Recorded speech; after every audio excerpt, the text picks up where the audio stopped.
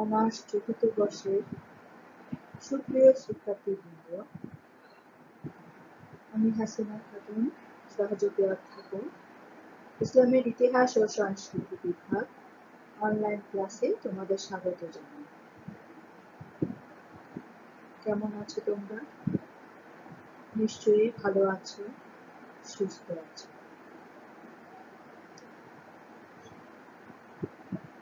আমি তোমাদের চতুর্থ বর্ষের ইসলামের অর্থনৈতিক ইতিহাস ও ব্যাংকিং পড়িয়ে থাকি। তারই ধারাবাহিকতায় আজকে আমি তোমাদের যে টপিকটি পড়াবো সেটি হলো ইসলামের সম্পদ, ওয়েলথ ইন ইসলাম। আজকে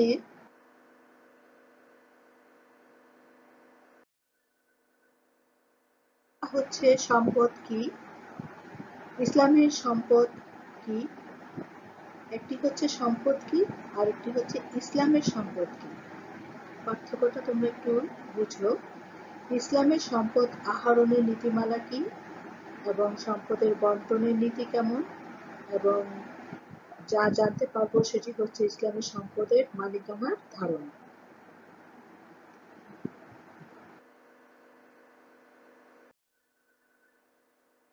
প্রথমেই আসি সম্পদ কি। What is wealth? সাধারণ কথায় সম্পদ বলতে টাকা পয়সা, জমি জমা ও ধন সম্পত্তিকে আমরা বুঝে থাকি, কিন্তু অর্থনীতিতে সম্পদ শব্দটি বিশেষ অর্থে ব্যবহৃত হয়। অর্থনীতিতে সম্পদ বলতে অর্থনৈতিক দ্রব্যকে বোঝায়। যে সকল দ্রব্য মানুষের অভাব পূরণ করতে পারে, যার উপযোগিতা আছে, যোগান সীমাবদ্ধ, বাহ্যিকতা ও হস্তান্তর মূল্য আছে, অর্থনীতিতে একে সম্পদ বলা হয়। অর্থনীতিতে বস্তুগত ও অবস্তুগত উভয় ধরনের দ্রব্যই সম্পদ হিসেবে বিবেচিত হয়। তবে সম্পদ হতে হলে দ্রব্যের অবশ্যই বিনিময় মূল্য থাকতে হবে। আবারও বলছি, সম্পদ হতে হলে দ্রব্যের অবশ্যই বিনিময় মূল্য থাকতে হবে। যেমন কলম, জমি প্রভৃতি বস্তুগত এবং ব্যবসায়ের সুনাম অবস্তুগত সম্পদ। এদের বিনিময় মূল্য আছে বলেই এগুলো সম্পদ। আবার যেসব দ্রব্য সহজলভ্য অর্থাৎ সহজেই পাওয়া যায় সেগুলো সম্পদ হিসেবে বিবেচিত হয় না, সাধারণত যেমন আলো, বাতাস ইত্যাদি।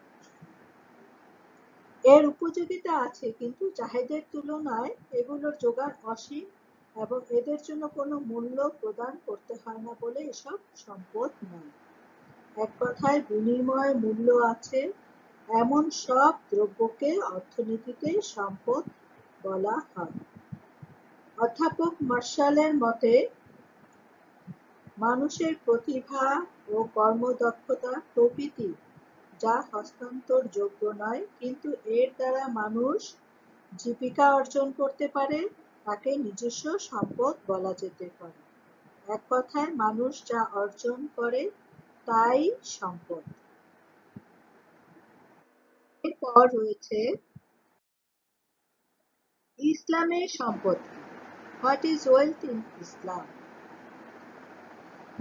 সাধারণভাবে মানুষ যা অর্জন করে তাই সম্পদ হলেও ইসলামী শরীয়ত অনুযায়ী মানুষ যেসব হালাল বস্তু বৈধ বা হালাল পন্থায় অর্জন করে এবং নিজ আয়ত্তাধীনে থাকে তাকেই ইসলামী অর্থনীতিতে সম্পদ বলে। ইসলামী অর্থনীতিতে সম্পদ অর্জনের দুটো দিক থাকতে হবে, একটি প্রক্রিয়া, অপরটি বস্তু। এ দুটোই হালাল ও বৈধ হতে হবে। যদি প্রক্রিয়া বা নীতি পদ্ধতি অবৈধ হয় এবং অবৈধ পন্থায় অর্জিত হয়, তবে তা যেমন হালাল হবে না, বরং নীতি পদ্ধতিও হালাল বা বৈধ হতে হবে। দ্বিতীয়ত, বৈধ ও হালাল হতে হবে। বস্তুর মধ্যে হারামের অংশ থাকলে তাকেও সম্পদ বলা যাবে না।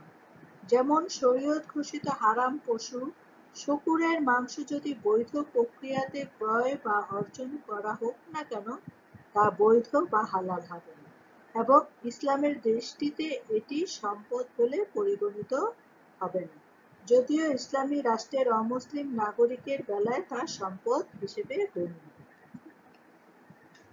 এরপর রয়েছে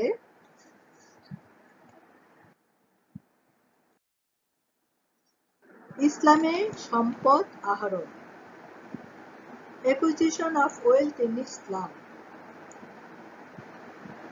মহাগ্রন্থ কুরআন মজিদে বলা হয়েছে, নিশ্চয়ই মানুষ হচ্ছে জন্মগতভাবে অতৃপ্ত।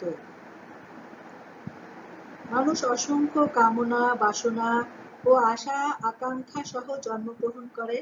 এটা তার অপরাধ নয়, কারণ মহান স্রষ্টায় সমস্ত কামনা বাসনা তার স্বভাবের সাথে একীভূত করে দিয়েছে। মানুষ তার আশা আকাঙ্ক্ষাকে চরিতার্থ করার জন্যই আন্তরিকভাবে ধন সম্পদ কামনা করে, আর এ কারণে জীবন মানের স্থিতিশীলতা ও ভারসাম্য বজায় রাখার উদ্দেশ্যে মানুষ মাত্রই সম্পদ উৎপাদনের জন্য চেষ্টা তদবির করে। ইসলামী অর্থনীতি তাদের এই চেষ্টা তদবিরকে অনুমোদন করেছে, কিন্তু এর সাথে কিছু কিছু বিধিনিষেধও আরোপ করেছে, যাতে মানুষ ন্যায় নীতি বিসর্জন না দেয় এবং পুঁজিবাদের অনিষ্টকারিতা থেকে মানব সমাজ এবং তাদের অর্থনীতি রক্ষা পায়। পাশাপাশি এই সকল বিধিনিষেধ মানুষের স্বভাব চরিত্র ও ধর্মীয় চেতনার উৎকর্ষ সাধনেও ভূমিকা রাখে। ইসলামী জীবন ব্যবস্থার মূল লক্ষ্য হল মানব কল্যাণ সাধন।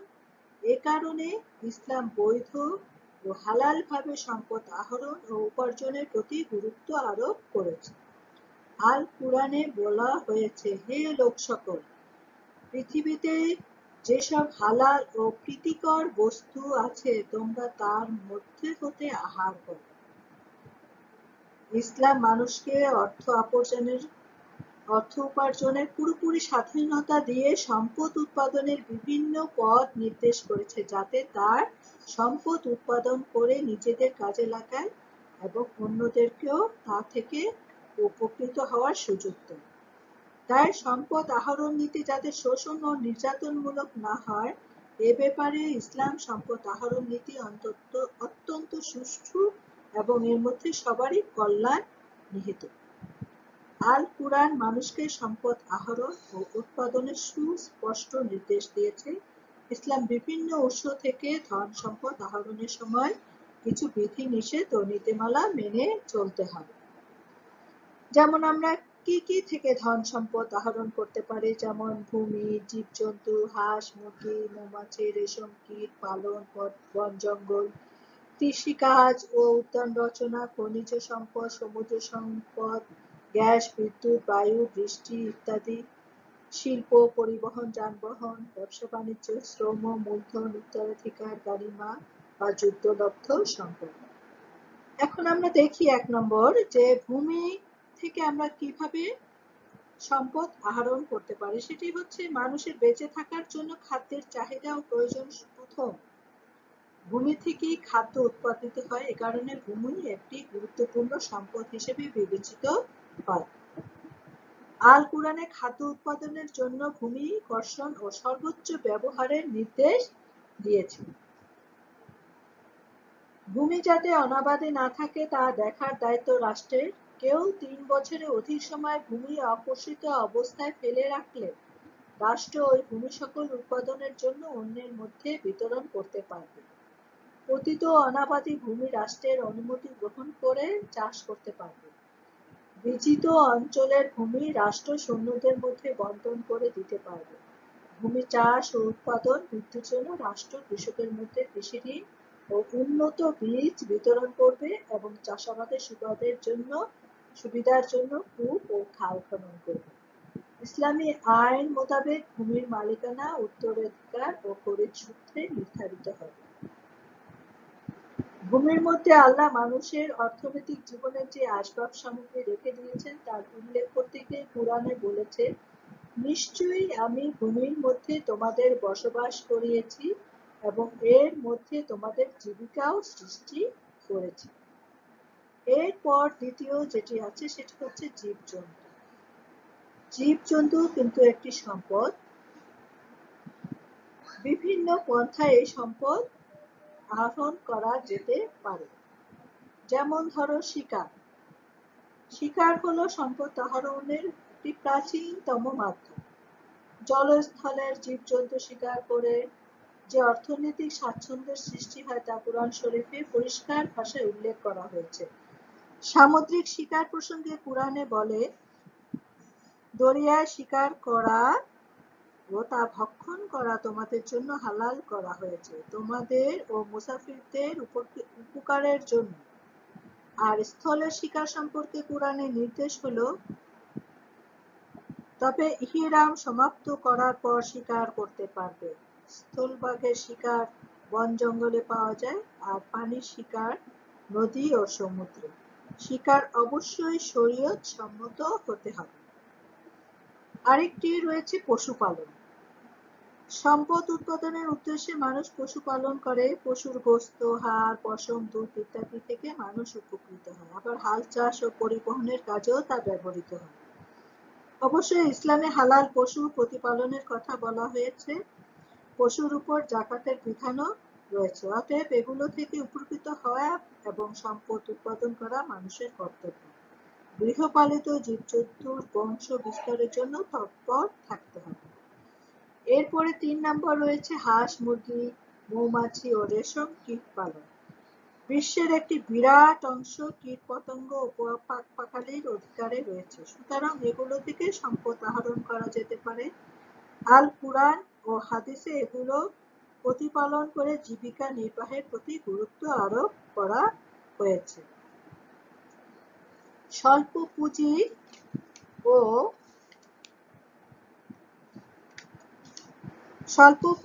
ও বিত্তহীন লোকেরা এগুলো সহজে প্রতিপালন করতে পারে। মানুষ হাঁস, মুরগি, উট, পাখি, ময়ূর ইত্যাদি পাখপাখালি থেকে গোশত, ডিম, পালক, সাজসজ্জার সামগ্রী এবং মৌমাছি ও রেশম কীট থেকে মধু, মোম পায় ও বস্ত্র তৈরি করে। আল কুরআনে মৌমাছি পালনের গুরুত্ব থাকে একটা সূরার নাম আল নাহল হয়েছে। মানুষের এসব জীবজন্তু ও প্রাণীকুলের প্রতি সদয় ও কোমল আচরণের জন্য আদেশ করা হয়েছে। এরপরে রয়েছে বন জঙ্গল। বন জঙ্গলের গাছপালা, লতাগুল্ম থেকেও নানাভাবে সম্পদ আহরণ করা সম্ভব। বন জঙ্গল থেকে প্রচুর পরিমাণে জ্বালানি, আসবাবপত্র, ঘরবাড়ি, নৌকা, জাহাজ নির্মাণের কাঠ সংগ্রহ করা যেতে পারে। এ কারণে বন জঙ্গল থেকে সম্পদ আহরণের ব্যাপারে কুরআন ও হাদিসে উৎসাহ প্রদান করা হয়েছে। কৃষিকাজ ও উদ্যান রচনা। মানুষের প্রয়োজনীয় খাদ্যদ্রব্যের সিংহভাগ কৃষিখাত থেকে আমরা পেয়ে থাকি।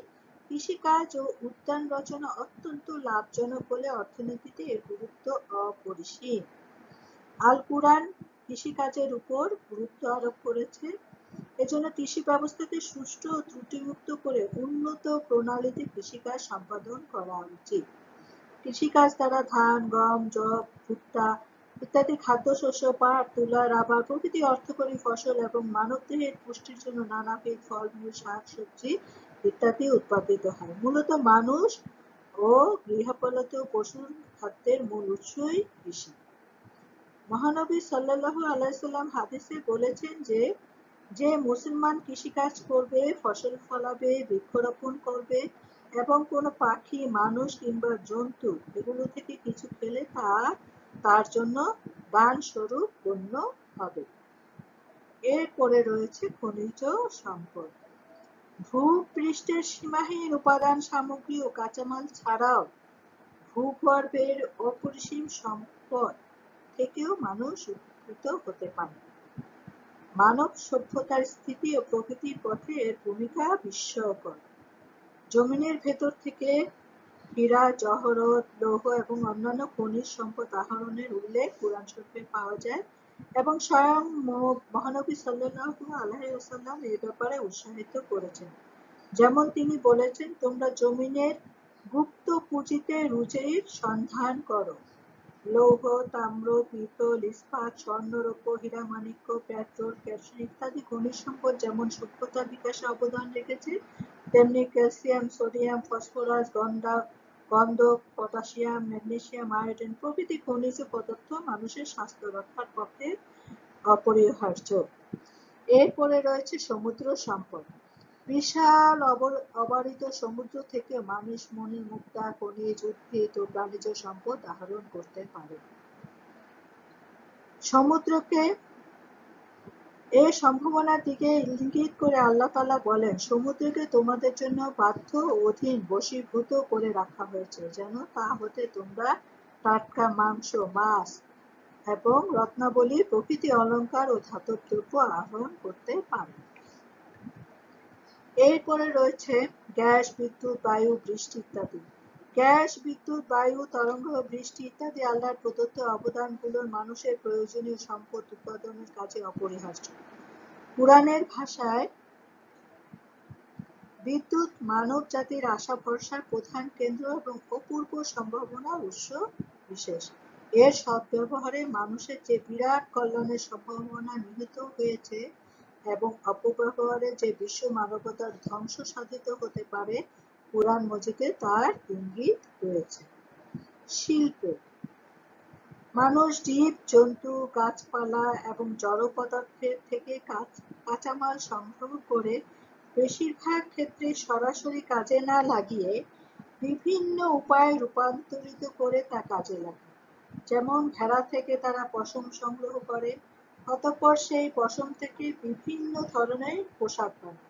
আবার লৌহ থেকে হাজারো রকমের যন্ত্রপাতি এবং অস্ত্র শস্ত্র তৈরি করে। কাঠ কাঁচা অবস্থায় কেবল জ্বালানি হিসেবে ব্যবহৃত হতে পারে, কিন্তু মানুষ বিভিন্ন উপায়ে এ থেকে নৌকা, জাহাজ, আসবাবপত্র, কাগজ, এমনকি কাপড় ও অন্যান্য নিত্য প্রয়োজনীয় দ্রব্যাদিও তৈরি করে। কাঁচামালের রং, রূপ ও গঠন, প্রকৃতি এবং বাহ্যিক রূপ পরিবর্তন সাধন করলে এর ব্যবহারিক মূল্য অত্যাধিক বৃদ্ধি পায়। অর্থনীতির পরিভাষায় একেই বলে শিল্পকর্ম।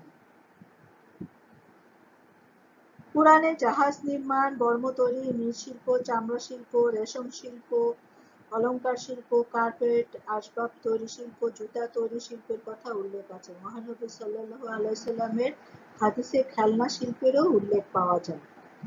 এরপরে রয়েছে পরিবহন ও যানবাহন। পরিবহন ও যানবাহনের মাধ্যমে সম্পদ অর্জন আল কুরআন সমর্থিত একটি উপায়। কারখানা উৎপাদিত মাল, ক্ষেতের ফসল, বন জঙ্গল থেকে আহরিত কাঠ এবং খনি থেকে আহরিত বিভিন্ন বস্তু, অন্যান্য পণ্য দ্রব্যের পরিবহন এবং সর্বোপরি মানুষ চলাচলের জন্য জন্তু, জানোয়ার ও বৈজ্ঞানিক আবিষ্কার উদ্ভাবনার মাধ্যমে বিভিন্ন ভারবাহী যন্ত্র ও যানবাহন ব্যবহার করা যেতে পারে। পবিত্র কুরআন মজিদে স্থল ও নৌপথে যোগাযোগ ও পরিবহনের মাধ্যমে দেশে দেশে ব্যবসা বাণিজ্যের কথা, মানুষ চলাচল ও পণ্য সামগ্রী পরিবহনে জন্তু জানোয়ারের ব্যবহার কথা উল্লেখ রয়েছে। এরপরে রয়েছে ব্যবসা বাণিজ্য। ইসলামী অর্থনীতি ব্যবসা বাণিজ্যকে সম্পদ আহরণের একটি গুরুত্বপূর্ণ মাধ্যম বলে ঘোষণা করে। কাজেই অর্থ উৎপাদনের অন্যান্য অসংখ্য উপায়ের মধ্যে ব্যবসা বাণিজ্য একটি অন্যতম উপায়। কুরআন ও হাদিসে বৈধ ব্যবসা বাণিজ্যের উপর গুরুত্ব আরোপ করা হয়েছে। কুরআন মজিদে বলা হয়েছে, নামাজ সমাপ্ত হওয়ার পর তোমরা পৃথিবীতে ছড়িয়ে পড়ে আল্লাহর অনুগ্রহে ধন সম্পদ অনুসন্ধান, আহরণ ও উপার্জন করো। সূরা জুমা। হাদিসে বর্ণিত হয়েছে, রুজি রোজগারের 10/9 ব্যবসা বাণিজ্য থেকে আসে। আরো বলা হয়েছে, যদি বাণিজ্য না থাকতো তাহলে তোমরা অন্যের বোঝা হয়ে দাঁড়াতে। সুতরাং তোমরা বুঝতেই পারছো যে কোরআন হাদিসে কিভাবে ব্যবসা বাণিজ্যের গুরুত্ব দেওয়া হয়েছে। ইসলাম একক বা যৌথ উভয় প্রকার ব্যবসা বাণিজ্যের মাধ্যমে সম্পদ অর্জন বৈধ। তবে ব্যবসার মাধ্যমে সম্পদ অর্জন করতে হলে বস্তু ও প্রক্রিয়া বৈধ হতে হবে। এ দুটো বৈধ না হলে ব্যবসার মাধ্যমে সম্পদ অর্জন ইসলামে নিষিদ্ধ। যেমন শূকর, মাদকদ্রব্য ইত্যাদি বৈধ নয় বলে এগুলো উৎপাদন ও ব্যবসায় ইসলামও নিষিদ্ধ। এরপরে রয়েছে শ্রম। শ্রম একটি সম্পদ বিশেষ এবং সম্পদ উৎপাদনের একটি গুরুত্বপূর্ণ মাধ্যমও বটে। শ্রম দুই প্রকারের, দৈহিক ও বুদ্ধিগত। কুরআন ও হাদিস শরীফে শ্রম সম্পর্কে আলোচিত হয়েছে। শ্রম দ্বারা মানুষ কোনো প্রকার পুঁজি ছাড়াই নিজের জীবিকা অর্জন করতে পারে।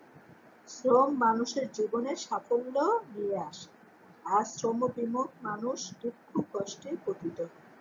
মহানবী সাল্লাল্লাহু আলাইহি ওয়াসাল্লাম শ্রম বিনিয়োগ করে জীবিকা অর্জনে অভ্যস্ত ছিলেন এবং শ্রম স্বীকার করার কারণে তার হাতে ফোস্কা পড়ে গিয়েছিল। এই ফোস্কার হাত দেখিয়ে তিনি বলেছেন, আল্লাহ তাআলা এবং তার রাসূল এরূপ শ্রমাহত হাত খুবই পছন্দ করেন ও ভালোবাসেন। শ্রমিকের কোনো কর্মই বিফল হতে পারে না। শ্রমিক যে শ্রমই করবে এর মজুরি সে অবশ্যই পাবে। মূল্য ও মজুরি হতে তাকে বঞ্চিত করা মানবতার বিরোধী। হাদিসে বলা হয়েছে, শ্রমজীবী ও উপার্জনকারী আল্লাহর বন্ধু। অন্যত্র বলা হয়েছে, হালাল রুজি উপার্জন করা সর্বাপেক্ষা প্রধান কর্তব্য। এরপরে রয়েছে মূলধন। প্রকৃতির নানাবিধ উপাদানের সাথে মানুষের শ্রমশক্তি নিয়োজিত হলে সম্পদ অর্জিত হয়, আর এরূপ অর্জিত সম্পদ থেকে আরো সম্পদ অর্জনের জন্য যখন একে কোনো কারবারে নিয়োগ করা হয় তখন এই নিয়োগকৃত সম্পদকে বলা হয় মূলধন। আবার এই মূলধন সম্পদ আহরণের একটি বড় উপাদান। মূলধন ব্যতীত শ্রম কখনো কার্যকরী হতে পারে না। ইসলাম সঞ্চিত অর্থ সম্পদকে অলস, অব্যবহৃত বাক্সবন্দী করে ফেলে রাখতে স্পষ্ট ভাষায় নিষেধ করেছে। ধন সম্পদ সঞ্চিত করে রাখা এবং তা অধিক কল্যাণকর কাজে নিয়োগ না করা ইসলামী অর্থনীতির দৃষ্টিতে মারাত্মক অপরাধ। আল্লাহর পথে খরচ করার অর্থ কেবল গরিব দুঃখীদের মধ্যে মুক্ত হস্তে ধন সম্পদ বন্টন বা দান করা নয়। জাতীয় সম্পদ বৃদ্ধির যে কোনো কাজে, বেকার জনশক্তিকে কর্মনিয়োগের যে কোনো পন্থায় মূলধন বিনিয়োগ করাও আল্লাহর পথে খরচ করারই শামিল। এরপরে রয়েছে উত্তরাধিকার। উত্তরাধিকার সূত্রে সম্পদ অর্জন করা যায় এবং ইসলামী আইনে তা অনুমোদিত। কোনো ব্যক্তির মৃত্যুর পর তার দাফন কাফন, ঋণ ও ওসিয়ত সম্পন্ন করার পর যা উদ্বৃত্ত থাকে তা থেকে সম্পদ অর্জন করা যায়। এরপরে রয়েছে গানিমা বা যুদ্ধলব্ধ সম্পদ। আগের যুগে প্রায় যুদ্ধ হতো এবং যুদ্ধক্ষেত্র থেকে প্রাপ্ত সম্পদকে গানিমা বলা হতো। ইসলামে বিজিত অঞ্চলের সম্পদ আহরণের স্বীকৃতি রয়েছে। যুদ্ধ থেকে যে সম্পদ আহরণ করা হতো সেই সম্পদের 5 ভাগ করে তার 1 ভাগ রাষ্ট্রীয় সম্পদ হিসাবে রেখে বাকি 4 ভাগের 5 অংশে যুদ্ধে যারা অংশগ্রহণ করত সেই সকল সৈন্যদের মধ্যে যোগ্যতার ভিত্তিতে ভাগ করে দেওয়া হতো। তবে অস্থায়ী সম্পদের সবটা রাষ্ট্র ইচ্ছা করলে সৈন্যদের মধ্যে ভাগ করে দিতে পারত। এরপর আমরা দেখি সম্পদ বন্টনের রীতি।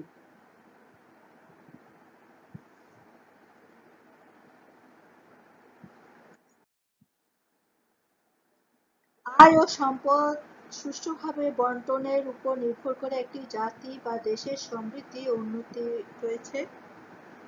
নির্ভর করে। দেশের জনসাধারণের কর্মসংস্থান, উৎপাদন বৃদ্ধি, বিনিয়োগ সুযোগ সৃষ্টি এবং সেই সাথে কারো হাতে যেন সম্পদ পুঞ্জীভূত হতে না পারে তা নির্ভর করে সমাজে বিদ্যমান অর্থনৈতিক ব্যবস্থার উপর। মানব জীবনের সার্বিক কল্যাণই হলো ইসলাম জীবন ব্যবস্থার লক্ষ্য।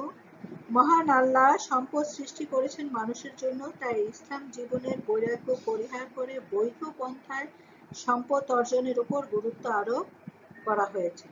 অর্জিত সম্পদ যাতে কারো নিকট পুঞ্জীভূত না হয় এবং যাতে সম্পদের সুষম বন্টন সম্পন্ন হয় সেজন্য ইসলামে অনেক বিধি নিষেধ রয়েছে। ইসলামী অর্থনীতি তথা ইসলামী সমাজে আয় ও বন্টন কিভাবে হবে তার মূল নীতিগুলো কুরআন ও সুন্নাতে সুস্পষ্টভাবে উল্লেখ করা হয়েছে। ইসলামের স্বেচ্ছাচারী পন্থায় আয়, ভোগ ও ব্যয়ের কোনো সুযোগ নেই। এই মূল দৃষ্টিভঙ্গির প্রেক্ষিতে কুরআন ও হাদিসের সম্পদ উপার্জন, ব্যবহার ও বন্টনের ক্ষেত্রে অনেক গুরুত্বপূর্ণ নির্দেশ এসেছে। যেমন বলা হয়েছে, হে ঈমানদারগণ, তোমরা একে অন্যের সম্পদ অন্যায়ভাবে গ্রাস করো না। সূরা নিসা আয়াত 29।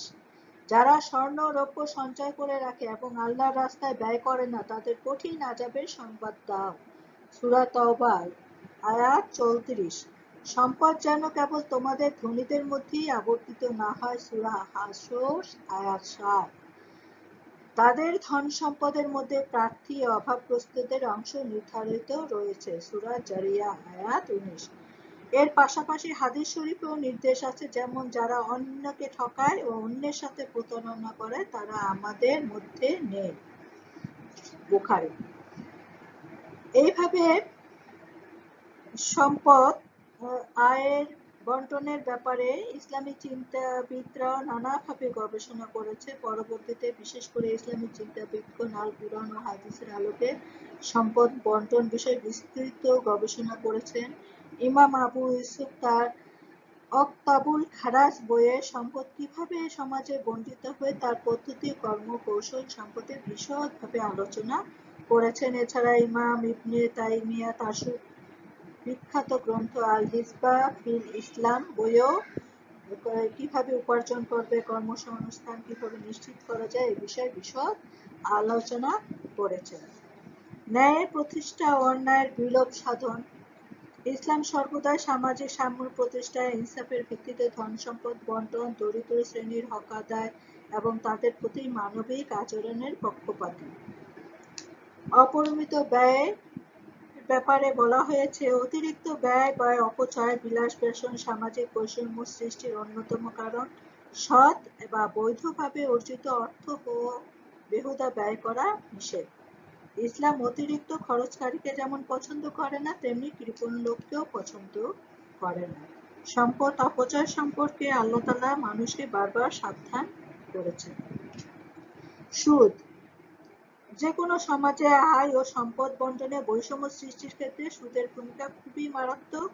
অতীতে বহু সমাজ ও অর্থনীতি সুদের অনুপ্রবেশের ফলে পঙ্গু ও ধ্বংস হয়েছে। তাই ইসলাম সুদকে হারাম করেছে। ব্যক্তি মালিকানা। ইসলামী অর্থনীতিতে সকল সম্পদের মালিক আল্লাহ, মানুষ শুধু এর হেফাজতকারী। মানুষ সম্পদের হেফাজতকারী হিসাবে তার ইচ্ছামতো ব্যয় ও ভোগ করতে পারে না। সম্পদ ব্যক্তির হাতে থাকবে সীমার মধ্যে, যাতে হক থাকবে দরিদ্রের এবং রাষ্ট্রের। ইসলামী অর্থনীতিতে একজন ব্যক্তি সম্পদের মালিকানা কতটুকু থাকবে তা নির্ধারিত হবে শরিয়াহ দ্বারা। ইসলামী শরিয়া অনুসারে ব্যক্তি সম্পদের মালিকানা পাবে কাজের মাধ্যমে, উত্তরাধিকার সূত্রে, সরকার কর্তৃক প্রদত্ত হয়ে এবং বিনিময়বিহীনভাবে। উত্তরাধিকার। সম্পদ বন্টনে সাম্য স্থাপনের ক্ষেত্রে ইসলামী মিরাস বা উত্তরাধিকার মধ্যে স্থাবর অস্থাবর সম্পত্তির বাটোয়ারা অন্যতম গুরুত্বপূর্ণ পদ্ধতি। মুসলিম উত্তরাধিকার আইনে সম্পত্তি বিভাজনের প্রধান নীতিমালা হচ্ছে, সাধারণ নিয়ম অনুযায়ী নারী পুরুষের অর্ধাংশ পাবে। নারী পুরুষ উভয়ই উত্তরাধিকার সূত্রে যোগ্য বিবেচিত হবে। স্বামী স্ত্রী উভয়ই পরস্পরের ওয়ারিশ হবে। পিতামাতা তার ঊর্ধ্বতন পুরুষের সম্পত্তির উত্তরাধিকার ক্ষেত্রে হকদার বলে বিবেচিত হবে। এরপরে রয়েছে ইয়াতীম। মুসলিম আইনের ক্ষেত্রে অন্যতম প্রধান নীতি হল প্রতিনিধিত্বমূলক মতবাদের স্বীকৃতি। এই নীতি অনুযায়ী কোনো মুসলমানের জীবিদ্দশায় তার পুত্র ও কন্যা যদি কোনো সন্তান রেখে মারা যায়, তাহলে সেই সন্তান তার দাদা বা নানার মৃত্যুর পর তার পিতা বা মাতার স্থলাভিষিক্ত হয়ে দাদা বা নানা সম্পত্তির ওয়ারিশ হবে। এরপরে রয়েছে যাকাত, হারাজ, জিজিয়া। এসবও কিভাবে আমরা বন্টন হয় সম্পদ, সেই সম্পর্কে আমরা জানি। তারপরে রয়েছে মৌলিক চাহিদা পূরণ। মৌলিক চাহিদা পূরণ সমাজে ভারসাম্য, আয় ও সম্পদের বন্টনের ক্ষেত্রে সাম্য অর্জনের অন্যতম উপায়। মৌলিক প্রয়োজন পূরণের পথেই সমাজের বিভিন্ন স্তরের বিশেষত দরিদ্র জনসাধারণের মধ্যে সম্পদ আবর্তিত হতে শুরু করে।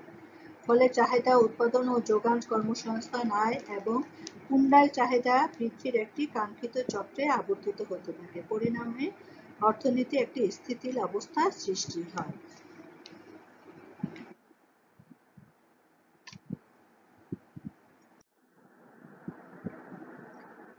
এরপর রয়েছে ইসলামী সম্পদের মালিকানা ধারণা, concept of ownership of wealth in ইসলাম।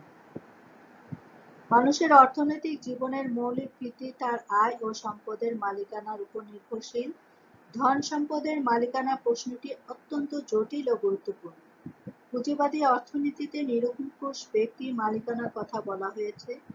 ব্যক্তি ইচ্ছামতো সম্পত্তির ব্যবহার, ব্যয় ও ভোগ করতে পারে। চূড়ান্ত ভোগ বিলাসের জন্য ব্যক্তি তার সম্পদের ব্যবহার করলেও তাকে বাধা দেওয়ার কেউ নেই।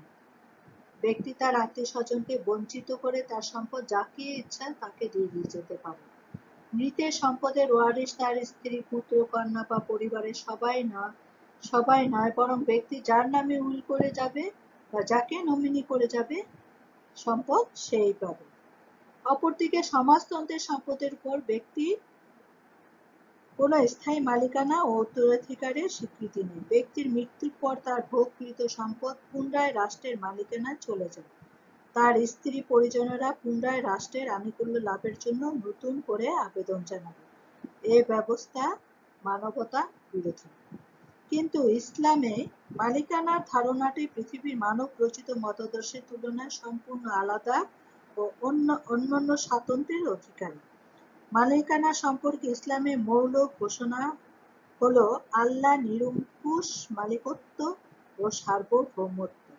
পবিত্র কুরআনে বলা হয়েছে, আকাশমণ্ডল ও জমিনের মালিকানা একান্তভাবে আল্লাহর জন্য নির্দিষ্ট। আকাশমণ্ডলে যা কিছু আছে জমিনে তার সবকিছুই আল্লাহর জন্য, আল্লাহর মালিকানাধীন। কুরআন শরীফে এ ধরনের অসংখ্য আয়াত রয়েছে। ধন সম্পদ, মাটি, জমি, নদী, সমুদ্র, পানি, সূর্যতাপ, চন্দ্রের আলো অর্থাৎ বিশ্ব ভূমণ্ডল সব কিছুই নিরঙ্কুশভাবে আল্লাহর মালিকানাভুক্ত বলে প্রমাণ করে। এ ব্যাপারে কেউ তার সমতুল্য নেই, কেউ তার প্রতিদ্বন্দ্বী নেই, এই মালিকানা কেউ তার সাথে শরীকও নেই। তাই মালিকানা হল মৌলিক সৃষ্টি ও নিয়ন্ত্রণাধিকারের বৈশিষ্ট্য মণ্ডিত ও নিরঙ্কুশ। ইসলামী চিন্তাবিদগণ মালিকানার সংজ্ঞা দিয়েছেন ইসলামী শরীয়তের দৃষ্টিকোণ থেকে। বিশিষ্ট চিন্তাবিদ শিহাবুদ্দিন আবুল আব্বাস আহমেদ ইবনে ইদ্রিস বলেন, মালিকানা বা অধিকার কোনো বস্তু বা সেবা সম্পর্কে শরীয়তসম্মত এমন অনুমতি যার দরুন মালিক সেই বস্তু নিজে ব্যবহার কিংবা এর উপকারিতা বা সেবা লাভ করার বা এর বিনিময়ে লাভ করার অধিকার পেয়ে থাকে। এ যুগের একজন প্রখ্যাত চিন্তাবিদ মুস্তাফা আহমদ জারকাইর মতে, অন্যের হস্তক্ষেপ থেকে সুরক্ষিত করার নিশ্চিত অধিকারই মালিকানা। এসব সংজ্ঞা থেকে প্রমাণিত হয় যে ইসলামী অর্থনীতিতে মালিকানা শর্তহীন নয়। ইসলামের দৃষ্টিতে মালিকানার মূল উৎস হল শরীয়তের বিধানদাতার অনুমতি, অর্থাৎ শরীয়তের বিধানের শর্ত এর সাথে জড়িত। শরীয়ত বস্তু, সেবা ও অবস্থার প্রেক্ষিতে যে শর্ত নির্ধারণ করেন, মালিককে তা মেনে চলতে হয়। ব্যক্তি মালিকানা বা প্রাইভেট ওনারশিপ। পুঁজিবাদে ব্যক্তি মালিকানা বলতে আমরা কি বুঝি? পুঁজিবাদী অর্থনীতিতে ব্যক্তি মালিকানা অত্যন্ত তাৎপর্য বহন করে। যেমন সেখানে ব্যক্তি মালিকানা অত্যন্ত নিরঙ্কুশ অর্থে ব্যবহৃত হয়। অন্যদিকে সমাজতন্ত্রে ব্যক্তি মালিকানাহীনতার বিপরীতে ইসলাম ব্যক্তি মালিকানা এক অনন্য বৈশিষ্ট্যের অধিকারী। ইসলামে ব্যক্তি মালিকানা নৈতিক বাধ্যবাধকতা দ্বারা সংজ্ঞায়িত হয়েছে। পুঁজিবাদ ও সমাজবাদ ব্যক্তিকে সমাজের সোপান হিসাবে সংগঠিত করে ব্যবহার করতে ব্যর্থ হয়েছে। ব্যক্তি মালিকানার প্রশ্নে ইসলামী অর্থনীতি পুঁজিবাদ ও সমাজতন্ত্রের তুলনায় অনেক বেশি সফল। পুঁজিবাদ ব্যক্তি মালিকানায় মানবদেহের ধমনীতে রক্ত সঞ্চালনের মতোই জরুরি উপাদান, পক্ষান্তরে সমাজতন্ত্রে তা প্রায় পুরোটাই অপ্রয়োজনীয়।